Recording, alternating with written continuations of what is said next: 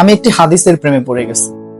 হাদিসটা হচ্ছে ঠিক এমন যে যখন বান্দা একটি ঘরে কান্না শুরু করে এবং তখন আল্লাহর ফেরেশতারা বলে যে আল্লাহ তোমার এই বান্দাটা কি জন্য কষ্ট পাচ্ছে, এবং ফেরেশতারা আল্লাহর কাছে কান্নাকাটি করে বলে যে তার মনের ব্যথাকে তুমি আল্লাহ কমিয়ে দাও। তখন আল্লাহ তাআলা বলেন যে আমার বান্দা এমন কোনো কিছুর মায়া পড়েছিল বা ভালোবেসেছিল যা আমার চাইতে সে বেশি ওই জিনিসটার প্রতি ভালোবেসে ফেলেছিল। আমি আমার বান্দার কষ্ট আমি বুঝি এবং আমি দুঃখী মানুষের মানে ভগ্ন হৃদয়ের মানুষের খুব কাছাকাছি অবস্থান করি। কত দূর? এক হাত দূরে আল্লাহ তাআলা অবস্থান করেন।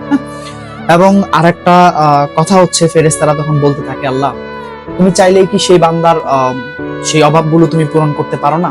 তখন আল্লাহ তাআলা বলেন যে আমি ওয়াদা করতেছি আমার বান্দা যে জিনিসটা তার জীবন থেকে হারিয়েছে তার চাইতে অধিক উত্তম জিনিস আমি তাকে দিব, যা দেখে পৃথিবীর মানুষ বিস্মিত হবে।